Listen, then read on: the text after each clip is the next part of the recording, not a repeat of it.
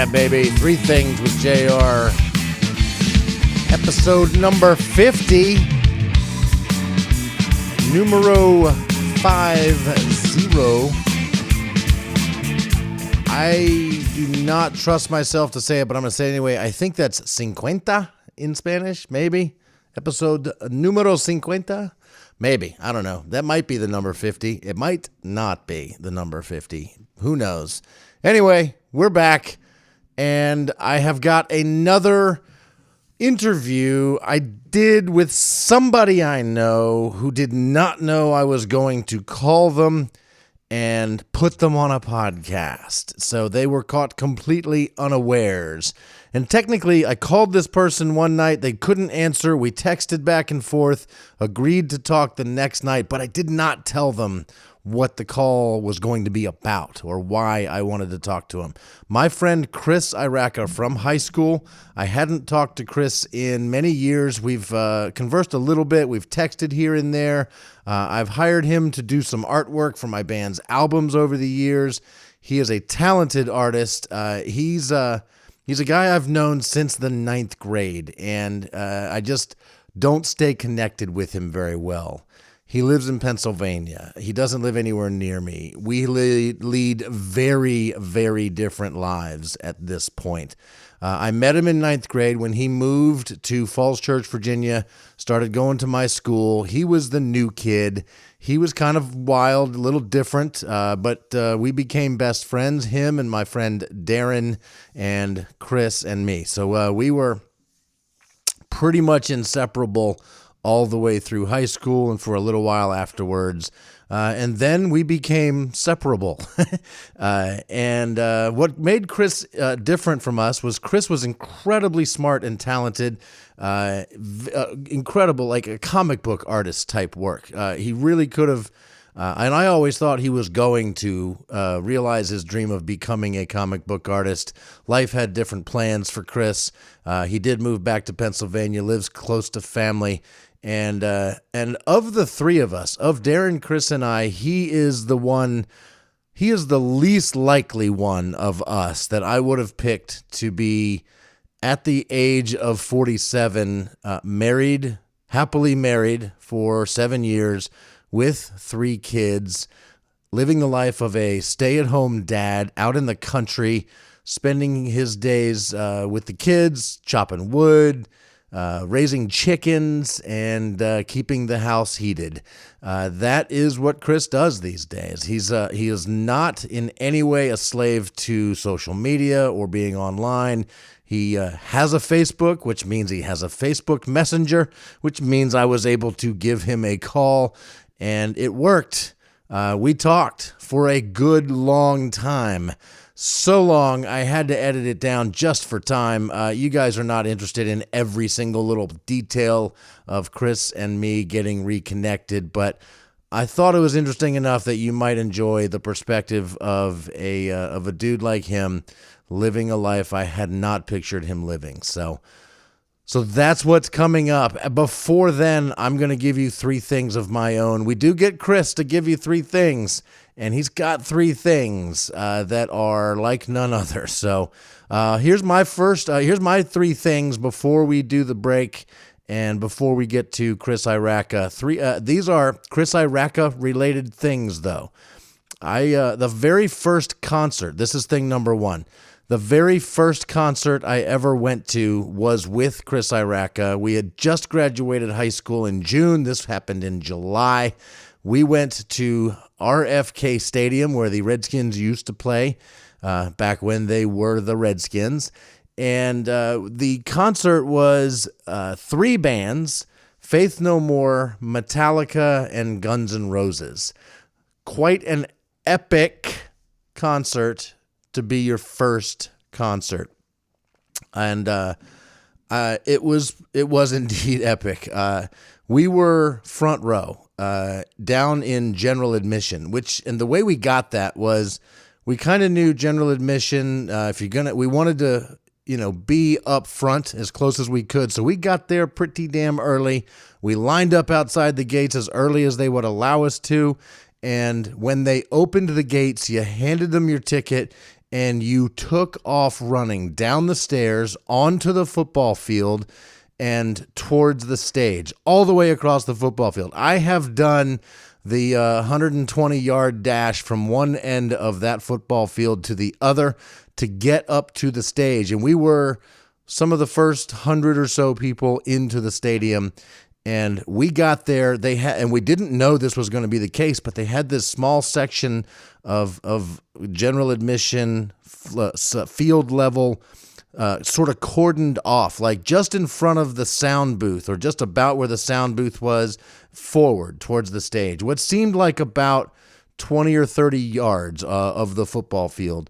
That was fenced off, like with a rigid fence, and security guards at the entrances. And all you had to do to get in that area was be there first. And at some point, they cut off the number of people that could get into that section. And we were well in. We were in. And we just couldn't believe that was the benefit of getting there early. That's probably one of the reasons I like being early to things still today. But that's how we got to basically be comfortably in the front row, general admission, at a Faith No More, Metallica, and Guns N' Roses concert. Thing number 2, Guns N' Roses sucked. And at the time, I was a huge Guns N' Roses fan. Appetite for Destruction, their first album, for me was life-changing, musically speaking, and in many other ways. And I went to this concert mostly excited about Guns N' Roses. Now, this was during their Use Your Illusion time period, right? So they'd released Appetite for Destruction, they'd released Lies, and their third album was actually a double album, Use Your Illusion 1 and 2. It was okay. It did not set my pants on fire at all. I liked it enough. I listened to it a bunch. I knew all the songs, but they didn't do for me what Appetite for Destruction and Lies did. But nonetheless, I was still quite enamored with the band and was extremely excited to see them. This was also Axl Rose's first concert back after going to court for inciting a riot at one of his concerts, and the judge gave him strict orders not to say or do anything insightful, and he didn't seem to be taking that very seriously. He was having fun up there. The other thing he was doing up there was leaving the stage every couple of minutes, and he'd be gone, just not on stage, not singing, and it would be in the middle of songs. And so the rest of the band was left to just jam for a while, and until Axl moseyed on back on stage and resumed singing. And it really took away from the show, so much so that they were the third band to go on. Kind of, I guess you could say, the headliner, although in retrospect, who would you think would be the headliner of those three bands, Faith No More, Metallica, or Guns N' Roses? If you ask anybody today who it would have been, they would say Metallica, who by far and away was the bigger band with more longevity. And yeah, so, but no, Guns N' Roses came on third. We had been there since like 10 in the morning. It was about 10 at night, and we were kind of done. And Chris and I ended up leaving a little early because Guns N' Roses disappointed so much. Metallica, however, blew me away. I was already becoming a fan of Metallica, and this just sent me next level to where I had to have every CD that they'd put out and just poured over them, listened to them all, every chance I got, and became a big fan. Big fan. Thing number 3.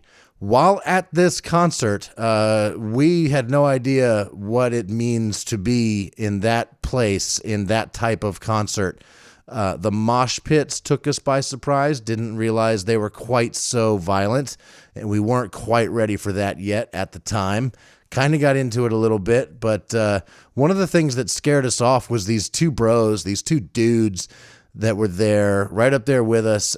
They had, these were these like two muscle-bound jocks. They looked military. Maybe they were, maybe they weren't, no idea. But they did have like combat boots on. But then the only other things they had on were the shortest of jean shorts, like cutoffs possible, like something like a stripper would wear, like the last thing to come off before the stripper is naked. And these two dudes were cut. I mean, they clearly spent their days in the gym. They were tanned. They were buff. It's hard to say they were intimidating because we weren't scared of them in any way other than to just not be near them. And the reason for that is because they were slamming into each other over and over and over again. And that alone was fine. Like, a lot of people were doing that. What made them different was that they had these glass bottles of liquor that they clearly had smuggled into RFK, and they weren't just holding them in their hands. They had them tucked into the waistline of their little tiny jean shorts, and they were slamming into each other like belly first, and their bottles were broken, both of them, and they had blood coming out because the glass from the bottle was cutting their abdomen right around their belly button. It was crazy. Like, we were like, stay the hell away from those guys because somebody's going to get hurt. Don't let them run into you, because clearly they were, this was probably not their first bottle of liquor, or maybe there were harder substances involved. I don't know, but it was insane. And the what I was thinking about those guys tonight and these three things and this first concert, so many great memories. I couldn't even begin to cover them all here. It was a life-changing experience. But I in thinking about Bro 1 and Bro 2 with their glass bottles cutting huge, deep cuts into their stomachs, I have to think, like, how do those guys explain those scars today? Like, to their wives, to their girlfriends, to their kids, right? How do they explain these funky cuts that made, I'm sure, crazy scars in their waists? Can they go without a shirt without being totally embarrassed about the irresponsible behavior at their first concert? Maybe it probably wasn't their first concert, but either way, I don't even know. I don't know what's. I would hate to have to explain that's how I got that, because it's got to make you just feel kind of dumb. But maybe they are just dumb enough that it doesn't make them feel dumb to explain that. Maybe they tell this story with pride. It makes them happy to think about their experience at the concert where they slammed into each other and cut each other's bellies up. I don't know. But that's it. Those are three things from JR. And we're going to take a quick break. We will be back with me and my friend Chris Iraca getting reconnected. Here's a drum solo. See you in a minute.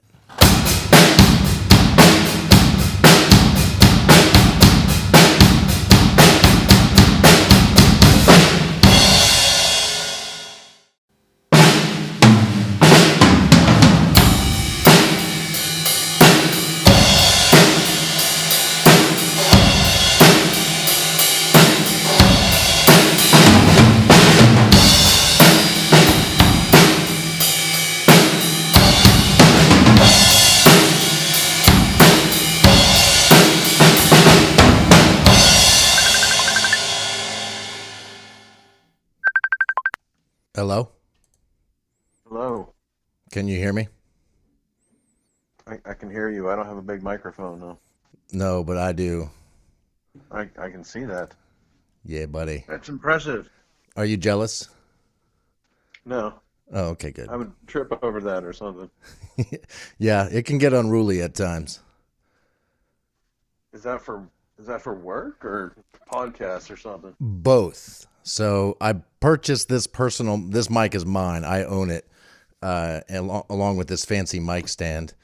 But Right. I use it for the Crutchfield podcast that we record, and I use it for my own personal podcast. Hey, so speaking of like recording and stuff, are you at all paying attention to my podcast? Not really. I don't get online much. Right. I know that about you. Yes. Is it still the three things? Three things with JR. Yeah. So a few weeks ago, last week's episode, I had like things written up that I wanted to say, and then I just got this idea that I've been wanting to have guests on the show, but I couldn't Okay. really get people to be like, "Hey, I'll do it." That just wasn't happening, no matter how many times I asked and stuff. So All right. I thought I would just go through my friends list and start calling people, not exactly at random, but almost at random, to see one, who would answer, and two, who would be willing to talk to me on the podcast. And as I've done it a couple times now, and what it's turned out to be, what I'm realizing is that I'm reconnecting with people I haven't spoken to or hung out with or been around in a long time, either for just because that's how life is or because of the pandemic or both. And so I made a short list of the people I thought this would be fun, and you were on it. And I tried to call you, and it didn't work out last night. But I didn't want to tell you why. But so I'm recording this now. Not that it has to go out. It's not live. And if you're unagreeable to this idea, we can just shoot the shit and not put it out as a podcast. That's fine too. I mean, reconnecting is more important than putting it out as a podcast. So. Is my big head going on it? No, it's not video. Oh, well then, yeah, we can do it. Video just allows us to see each other, but I'm just recording the audio. Oh, okay. Good, because I didn't, I might have bats in the cave or something, as my kids say. Bats in the cave. Your kids say that because you taught them to say that because you're a Batman fan? No, actually, we have this book about chickens. The kids' books about chickens. They're pretty funny, but that's what the chickens refer to the boogers as. Oh, boogers. I tried to teach them pick it and flick it. Okay. No, because you don't want them munching on one or something. So I bust them a finger in the nose and need them to flick it. Munching on a booger is not the worst thing in the world. Let me just say. No, it's not. But they just look kind of goofy when they do it. Right. No, it's not an attractive thing for sure. No. It certainly won't endear them to the ladies at all. Well, right. Well, that's good for the ladies, but hopefully the boys will think the same thing as my daughters. They're digging them out. How many kids do you have now? 3. 3 kids, and what are their names and their ages? Because I do not remember. I've seen pictures of you and your beautiful family, but I don't remember the details. Yes, they are beautiful. Anna is our firstborn. She is 5, going on 6 in July. Wow. Lydia is the secondborn. She is 3, going on 4 in May. And Asher is our thirdborn, and he will be 2 in May. Man, the time has flown. So it was more than 5 years ago that I came to see you at your wedding? My wife just told me 7. 7? That was 7 years ago? See, it doesn't seem like that to me either. It seems like yesterday. Holy moly. If you'd have asked me how long ago that was, I would have said maybe 5. I've made that mistake. So you've been busy making babies, and like, what else are you doing? Well, I am stay-at-home dad. I'm a SAD. Oh, And no, I guess it's like sod. Stay at home, dad. Sod. Oh, You gotta I say usually hear the mute is silent. you got to say it right. Oh, okay. Well, I'm a sod. You're a That sounds even sod. worse. So yeah, I do that. I clean. I raise chickens. I chop wood. Fix a house that we just loved when we saw it. And what else do I do? I draw and paint occasionally. Yeah. Occasionally. Not as much as I'd like. I try to get out to my shed like 4 times a week. Yeah. So, but that's usually by the end of the day. So I get a couple hours in and then, something's on Disney Plus or something we got to check out. Right. Is that enough for you, or do you wish you were drawing more? Sorry, I went deep. I didn't mean to go deep. No. you always wish you were able to do more of your work, but not having a direction in it makes it kind of hard. You and your art, to me, when I think of you, they're inseparable. Like I think of you, I think of your art, the stuff that I've seen, the stuff you've done for me. Yeah. And I always had thought like you had the talent to do whatever you wanted to do with that. And I hope that whatever you do get to do with art makes you happy. Well, me too. I mean, I try to remain happy. I'm lucky I don't have to do like I don't have to make any money at it right now. Mm-hmm. So I'm free to explore. I mean, I'm basically, a capped man. Got to keep my abs tight though. But I think I was thinking that today, like there's all kinds of jobs around my house I can do. Mm-hmm. But if you don't focus on one, you're not going to be the best at any of them. And you're also going to find that like you can't do them all because there isn't enough time. Sure. So it's like you can't be a muralist and a cartoonist unless you make cartoon murals or all kinds of. So I mean, I appreciate people think that. I don't think that every day. That's for sure. I think you were going somewhere that is a place that I think about a lot. I consider myself more a jack of many trades rather than a master of any of them. With one or Yes, two exactly. exceptions. With one or two exceptions, like my work, I'm pretty damn good at that. Because that's really what I spend the most time thinking about and doing of any Right. one activity, right? But all the other stuff that I do, I do well enough to kind of do them, but I'm not the greatest at any of them. And I probably could be a lot better at a lot of them if I didn't do as many of them. Yeah, absolutely. That's the whole thing. Well, in my case, it's not like I can really afford to pigeonhole because, my house is falling apart. So I have to be a carpenter, and I'm not that great of a carpenter, and that's even worse because I could spend more time getting better at being a carpenter, but that's going to take time away from me in the studio. Right. So, a lot of half-assery in my life. And I'm the where, master of my domain, so, oh, it's well, I'm glad to hear that. Uh, what I've seen of your house just in the background of your camera shots here, I love the wood paneling. What do you got going on here? You used Oh, the okay. last time I was at a place where you lived, it was a trailer. So this is not a trailer, Right. or it is. This is not a trailer. This Okay. is a one-time hunting camp. It's been around for a while, but the room we're in used to be a garage, and the motorcycle stains are still on the plywood under the floor Okay. from where the guy changed oil.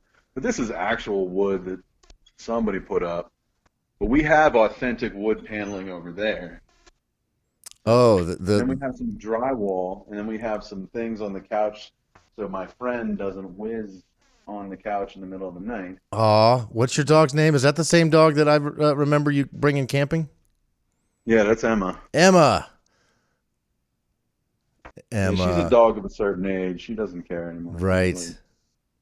keep Uh, the kids away from me. I'm gonna pee on something. so this So place looks yeah, pretty awesome, man. Is it kind of rustic? Are you out in the country? Are you in the city? Where are you? we're on 2.5 acres right up against, or not point 0.5, 2.05. That actually made a difference actually after we bought the place. But Oh, you found we're out up later against that you had almost half an acre less than you thought you were gonna get. well, after the second year we were here, the neighbor wanted to sell his 11 acres because he just had a hunting camp on it and he couldn't take care of it. Yeah. And it turned out that the property line actually went through my living room. So, but we made out on that because he couldn't sell. So he was like, all right, I'll give it to you if you just have it subdivided. But yeah, we're in the woods. We're about 10 minutes from Du Bois, which is a branch campus of Penn State. Okay. And, it has a Walmart and a Lowe's and a Michael's and a Hobby Lobby and McDonald's and all that. So that's about 5 miles out. But yeah, we're up on a hill, dirt roads. I'm actually on the Continental Divide. So if you throw water down one side, it goes to the Chesapeake. You throw water down the other side, and it'll go to the Mississippi. Oh, wow. Yeah. It was almost 2 years ago that Darren and me were riding motorcycles to Niagara Falls, and our first pit stop was like what turned out to be probably 10 minutes from your house, I think. Yeah, not even that. You were down by the station 101 or something probably, and Yeah, we stayed in a little like right. hotel down there, like a Holiday Inn type of thing, or a Hilton or Mhm. something. And we went to this sort of greasy spoon type joint to eat dinner that night, and we kept trying to reach you, and we just couldn't reach you. We were hoping to sort of connect, and it just didn't work out. And then we left the next morning, and then like I checked my phone after we stopped, and there you are. You're like, hey, you were 5 minutes from my house. It's like, ah. Yeah, you guys were really close, and we just brought Asher home from being born at that point. And that was, now that you say that, I remember that is what kept us from literally, we thought we knew where you lived based on whatever, if we had, I don't know if we had an address or we had something that we thought we knew where you lived, but we were like, that's not right to just show up on motorcycles. They've just brought a baby home from the hospital. Probably not the coolest thing to do. That's why we just didn't attempt that. No, we're pretty cool in the gang about people just popping in. I mean, it's the country, It's not like Falls Church where I don't like. I think I only talked to Julie like twice. Never talked to the other neighbor. We wouldn't have minded. I would have been happy to show off my kids and stuff. That's cool. We were really on the fence about it. We just decided, baby, probably not, but we'll know next time. Didn't you guys get like drenched out on that trip? No, we thought we were going to, but we turned it somehow. We just like avoided it. So we got to Niagara Falls, narrowly avoiding a storm. We went and saw Niagara Falls. Then we went and we were walking around downtown on the U.S. side, and all of a sudden a storm rolled in, and we were about a mile's walk from our bikes at that point. So we took cover and ate dinner. Our bikes got soaked. My helmet, I had just hung it on the little helmet hook, and it was upside down, so my helmet was full of water. But we did not get any rain during our rides at all. My helmet dried out. It was fine, but yeah, no, we narrowly avoided all that. Now, were you still riding the Enduro that you Yeah. had when we'd go camping? Yep, that same bike. I've still got it. Did it have I've a got Goldwing or something? 35,000 miles on it. Yeah, funny you should say that. 2 days ago, I was in Fredericksburg Motorsports looking at a Goldwing. Darren and I are seriously planning a motorcycle trip that will require both of us to buy nice bikes to go to Alaska and back. That sounds pretty cool. Yeah, it's quite ambitious, and we're kind of going back and forth on what kind of bikes we want. I'm thinking we're settling on Goldwing style bikes, like a Honda Goldwing, Right, with the and big saddlebags or saddle yeah, compartments. lots of storage area, so we got plenty of room to keep all of our stuff, and a good sound system and cruise control, and they're automatics and not manuals, and like they're just Cadillacs on two wheels, and it's either that or a newer, nicer, fancier enduro type of bike that I have now. Like it's called a Honda Africa Twin, and it is the bomb. It is an awesome bike, but it would sit up taller. You wouldn't be quite as comfortable, but you would have more capabilities. Like if we wanted to go off the beaten path and see something sort of, out in the middle of nowhere on a gravel road or a fire road or something, we could do that on the Africa Twin. Probably couldn't go too far off the beaten path with the Goldwings. No, probably not. Darren and I took my dad's MG off on a dirt road, an old mining road once. Yeah. Yeah, it was pretty exciting. I couldn't drive a stick at that point. My dad's like, yeah, he can drive it. So we went out onto the out onto the mining roads with the giant potholes and stuff like Yeah. that. So Goldwing might make it. I don't think I I mean, think if you wanted to climb stuff, that'd be the way to go. But I think by the time you'd hit, I don't know, if by the time I'd hit Ohio, I'd have a sore bum. yeah, no, that'd be the trade-off. That's where the Yeah. Goldwing wins for sure. Like the Goldwing has lumbar support. Like, that's not something you find on most bikes. No, it's not. And a radio usually. Yeah, it's not only got a radio, it's got a touch screen with Apple CarPlay and stuff, so your phone integrates with it completely and all that. It's pretty sweet. You gonna hook a GoPro to it? Oh, we're definitely getting GoPros and probably a drone so we can get some neat aerial shots of us out in the middle of nowhere and stuff. So you can get Sweet. we sell drones at Crutchfield, so I can get a discount on it, so I can get a nice small drone that won't take up a ton of space. Yeah, that'll be cool. That'd be cool. And are you guys planning to integrate it into your podcast or? We haven't figured out like the social media plan for this trip yet. How are we gonna keep people updated? Are we gonna even try to update a podcast, a video, YouTube series, or anything like that from the road, or just do it all when we get back, or just communicate with our friends and family so they know we're safe? And other than that, we don't care about social media. I mean, we haven't really figured that out yet. We know we want some footage of it though, for sure. Well, if you did it in the studio, you can, cut out all the embarrassing stuff and then get like a gag reel at the end of it. Yeah, we could just get some background footage and then put it on a green screen, bring the bike into the studio, and we can make this thing whatever we want it to be. There you go. That sounds Yeah. good. If we do it that way, we could take the Gold Wings very off-road. Yes, you could. That sounds like fun. Yeah, man. We're hoping to have everything in place to do it summer of 2022. So like a year and a half. That gives you a nice amount of time to plan. Yeah, we've been talking about it, but we've started getting more serious about the planning. We still have to like buy bikes and stuff to do it. And so we're not committed to anything at this point, but Those are all details. yeah, Don't bother me with the details. the finer details. Yeah, bikes. Hey, why do they call it Dubois when it's supposed to be pronounced Dubois? Dubois. Well, My dad used to work for a custom residential painter in Washington, D.C. Like he worked there when I was young, and it was Dubois Decorators, and it was spelled exactly the same as where you live in Dubois. But so John Dubois, I think it was. He was the guy that ended up turning Dubois into like this huge lumber thing.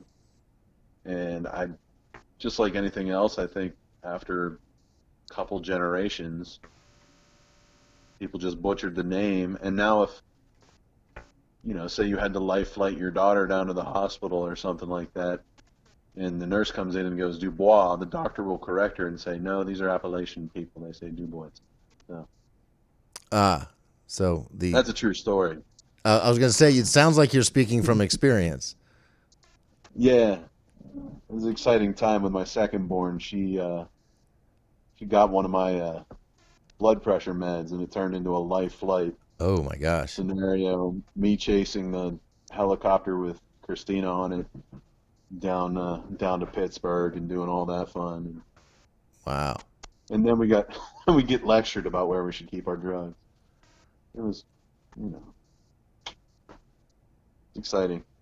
So maybe But that's not at toddler level is, I guess, the advice they're probably giving you.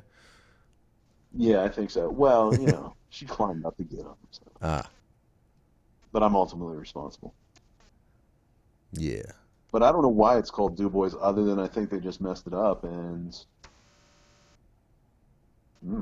maybe they like freedom fries or something. I don't know.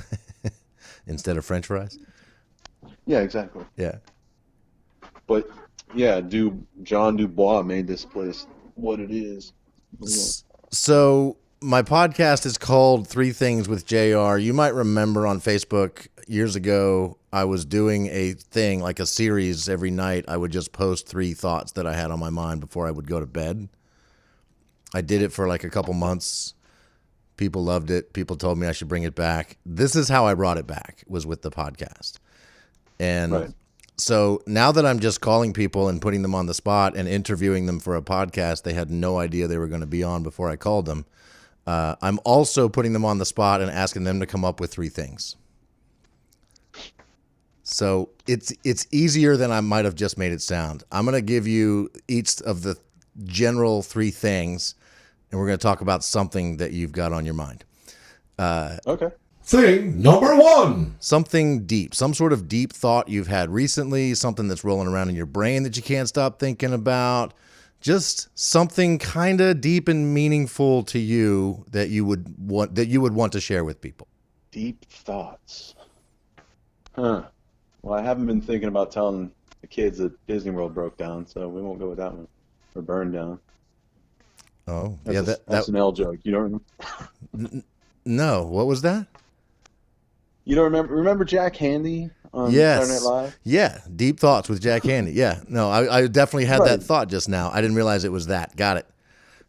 Yeah, he drove his nephew to like a burned warehouse and told him it was Disney World. Those are worth a rewatch. Anybody, if you're anybody listening out there younger than like 35, you have no idea what we're talking about. Maybe younger than 40 or 45. 'Cause- Well, that just brought a thought to mind, like how much trivia you can store up and keep from your younger days. But that's a good one. Like how many little tiny bits of pretty much useless information just don't go away. Like you'll have that thought, you'll have that, and you'll be able to recall it as needed for as long as you are alive. right, but I can't remember to pick up milk when I go downtown. Right. I can't remember to grab my lunch from the refrigerator before I head out to work. You know, it's crazy how the mind works like that. But yeah, Jack Handy. All I said was deep thought, and boom, you had Jack Handy, and you were picturing it like like the beautiful field of wildflowers with the words Yep. scrolling up and the music and the deep thoughts with Jack Handy. Yeah, so I don't know how much that says about how deeply I think, but That's okay. That's good. That's exactly. It doesn't have to be like the most meaningful thought you've ever heard. It's just something deep like that. Like how much trivia we have moving around in our brains. I like it. sure, there you go. And will it go away? Probably Yeah, not. because, well, I mean, my dad he has Alzheimer's, and he's just like, he's had it for like 10 years, Okay. and it's horrible. Like, so I guess that would be a deep thought that's pretty personal to me. Is like, am I going to be, is that a path we have to walk down? Are we like, how stuck are we in our forefathers' footsteps? And does that mean I'll lose Jack Handy?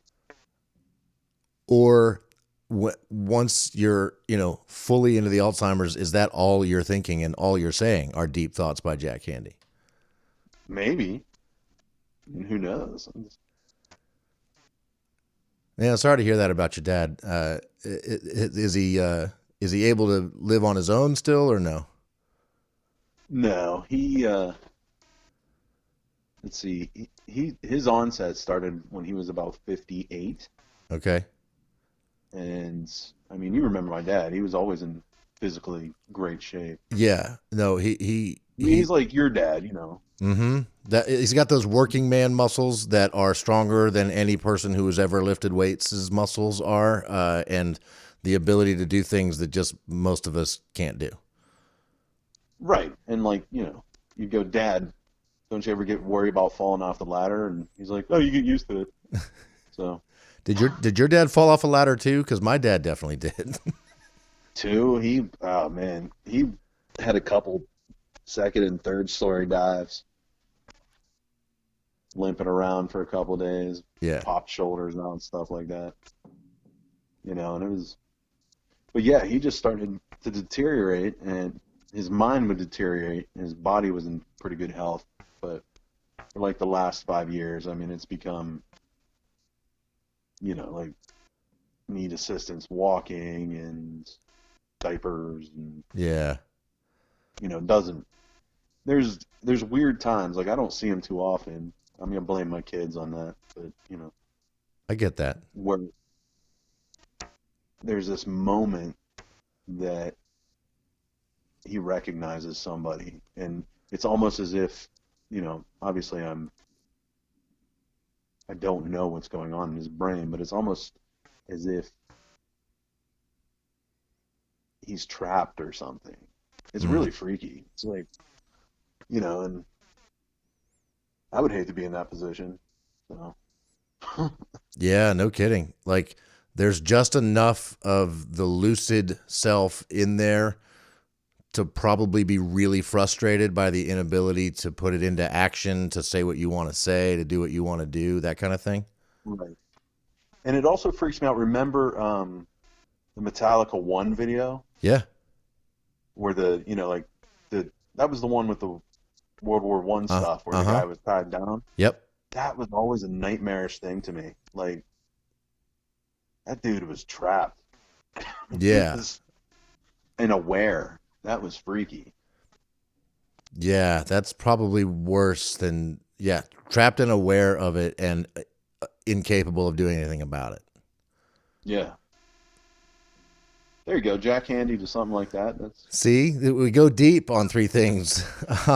So Thing number 2. tell me something that's inspiring you. And normally I usually talk about a band or a song or a show or a movie or a book or something, media, art, something like that related. It doesn't have to be that. That's where I usually go with it, though. So what is inspiring you right now? The snow melting and the roosters and the hens doing their thing in the morning with like the sun coming over the mountain, Yeah. through the trees. On the other side of the valley, it's still, you can still kind of see the night going down, and the chickens are just funny. I mean, I don't know why I get so much joy out of poultry, but just to watch them. They all have these silly personalities, and watch these. I have bantam chickens. I don't know if you're familiar with those. I don't know what that is. No. So they're like mini me chickens. Okay. So they look like big chickens, except they're really small. So like it's going to be really hard for me to eat them soon. Right. But Is that how they get chicken wings? I don't know. Yeah, I mean probably. I mean, these are little chickens. Either that or they just get them when they're young. Right. I got some big country-fed chickens up here, So how many chickens do you anyways, have? I have 32 chickens of mixed variety, and then 8 guinea hen, or guinea fowl. They're hard to tell if they're men or boys or girls. Or, I don't want to presume their gender, but... Right.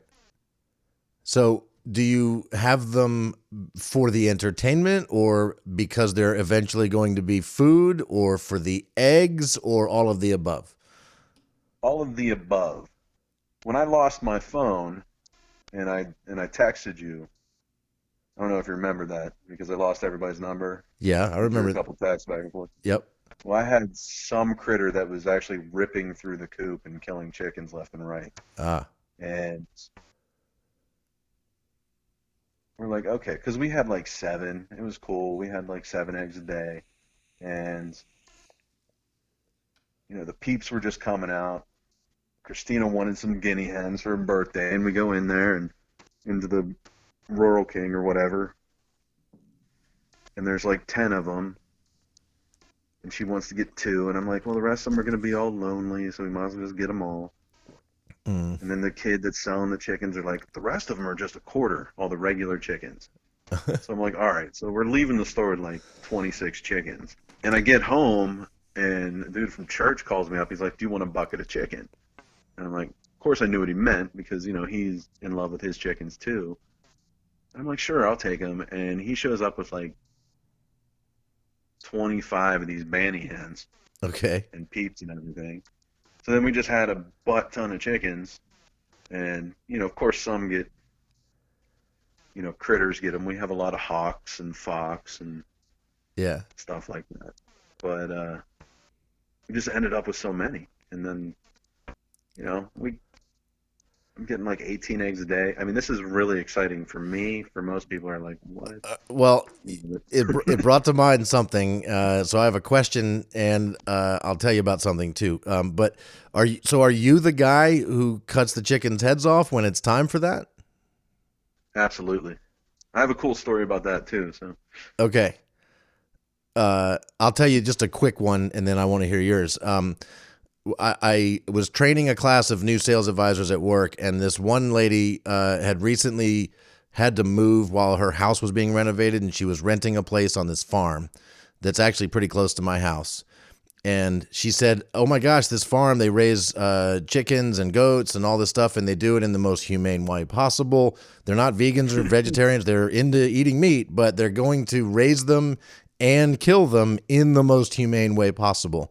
And she's like, there's a video about it on their website. So me and the entire training class are watching this video about this farm, and it's a couple that run it. They're beautiful. I mean, the guy's gorgeous, the woman's gorgeous, and there's beautiful music, and it's just this beautiful, awesome farm.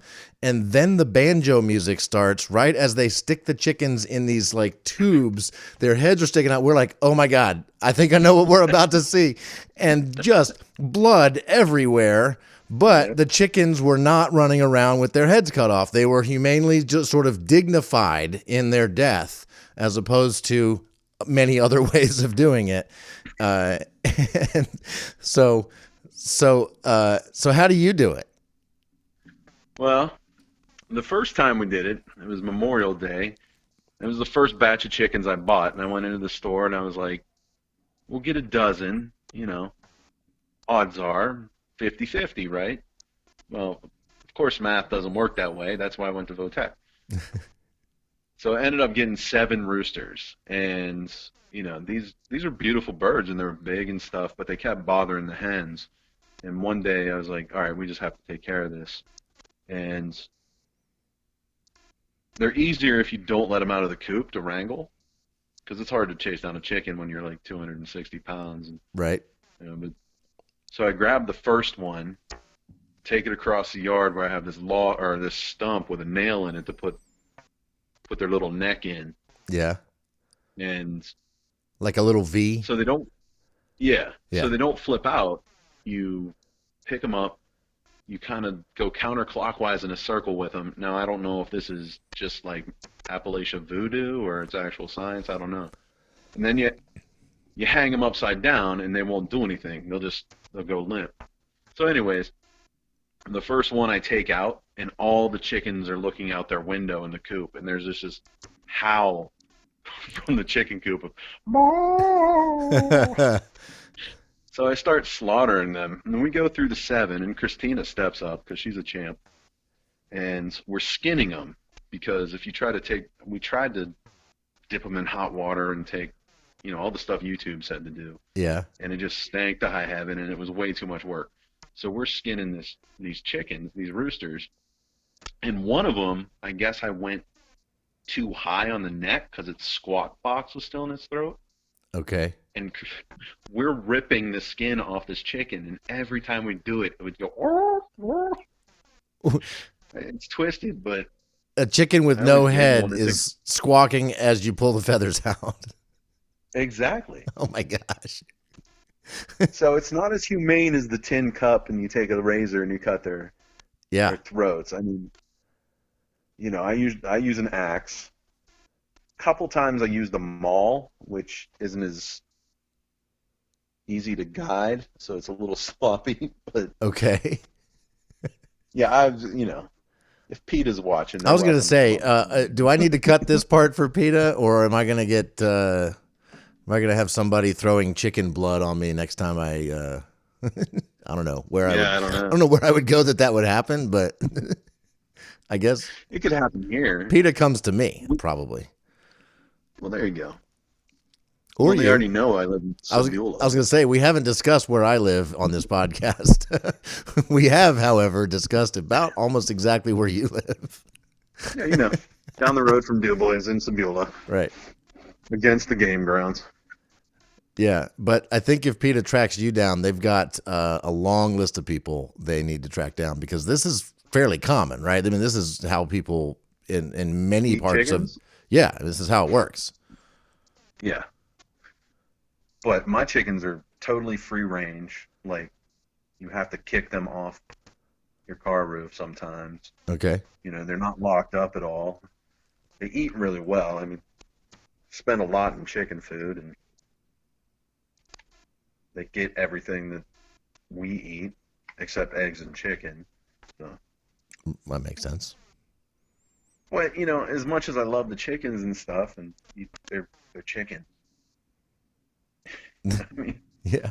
these things will eat their own eggs. They're kind of disgusting critters, so they deserve it. Damn it, kill the chickens. That's right. Tell the people to tell the children that we are. What was that? Oh, see, Saturday Night Live again. Tell the children to tell the chickens we are on our way. I don't know if you remember that one. It was like a spoof on We Are the World. Yes, yeah. Tell the children to tell the world to tell the chickens that we are on our way. So everybody, I want you to put your hands up like this. Put them up like this. I love you. Don't touch me. I love you. Raise your hands, raise your voice. Give the chickens another choice.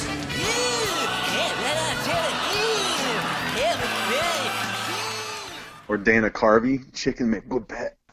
Hey, do your kids watch the chicken head, the deheading of the chickens, or is that traumatizing for them, or how does that work? No, it's not. They don't watch it. It's not traumatizing. We actually had two different full-size roosters, and when each of them met their death, because the other ones were before we had the two other children, but each time these roosters would meet death, like Anna would be like, "It's about time." Would be like, "Good, I didn't like him," so Do the chickens peck the kids occasionally? Maybe they hate them. the roosters will. Yeah. The roosters will go after.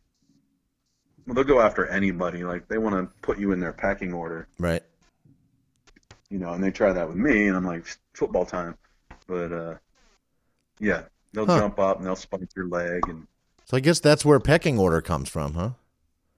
yes, there's definitely a pecking order in the hen house right now.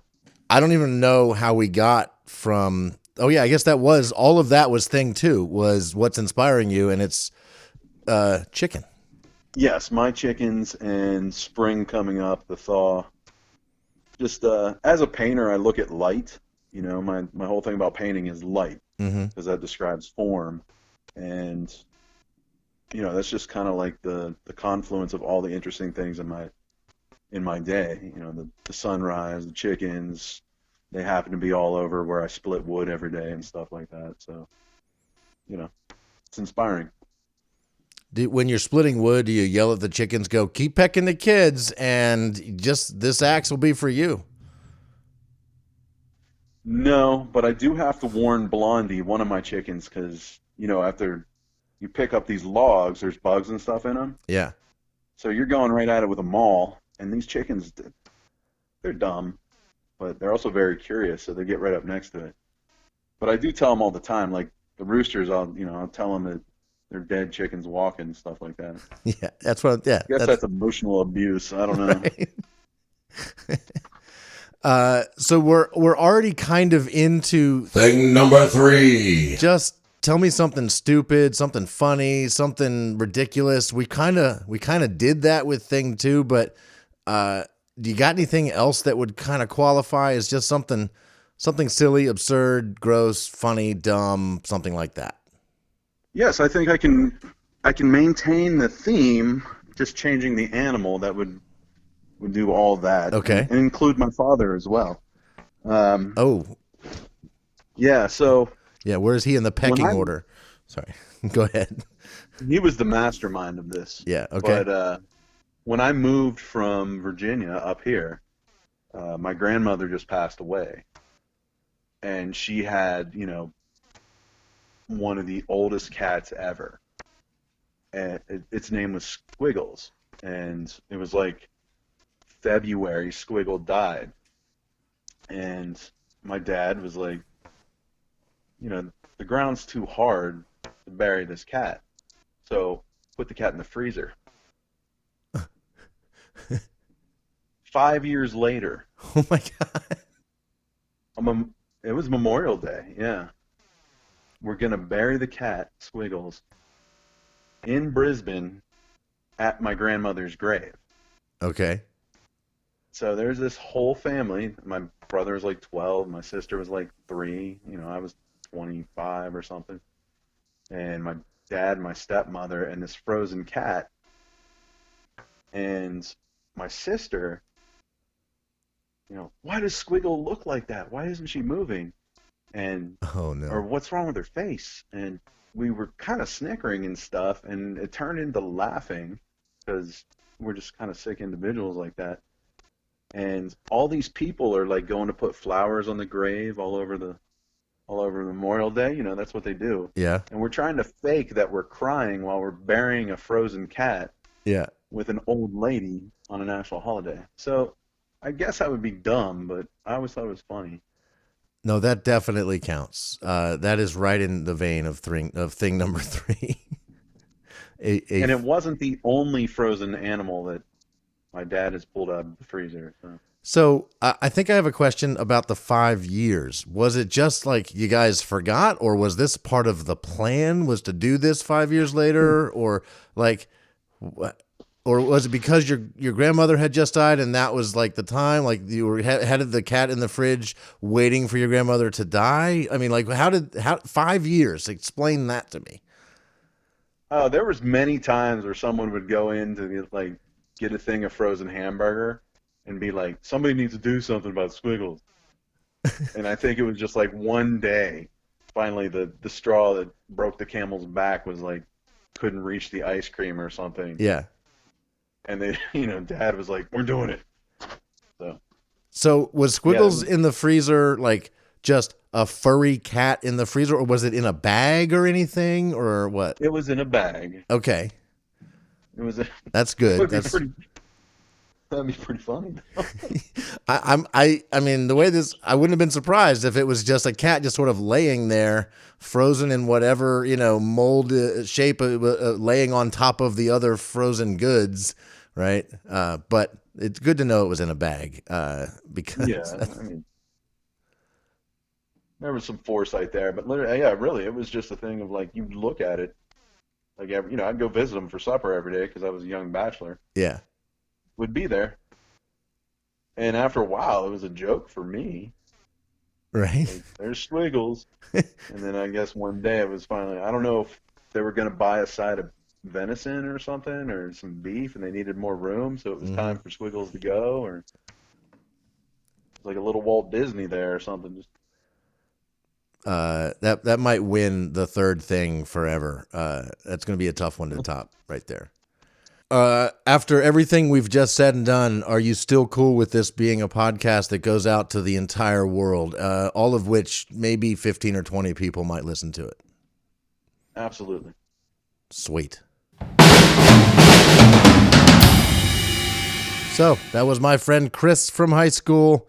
That was him and me getting reconnected and just shooting the shit about life. Chickens and Saturday Night Live and whatever trivia's in our brains, what it takes to kill a chicken, and so much more. Thank you so much for listening. I hope you, if you made it all the way this far, bravo to you, because me and my friend Chris, I don't know how interesting we are to everybody out there, but I guess we'll find out. Also, who am I going to call next week? I haven't done it yet. I am out of recordings that I had done a couple weeks ago. So sometime soon, I'll be calling one of you. Maybe. or someone that doesn't listen to the show. Even better that way, by the way. So anyway, keep listening. Keep coming back. We'll be back next Tuesday with another episode of Three Things with JR. Adios. Peace out. I love you all. Here's a drum solo.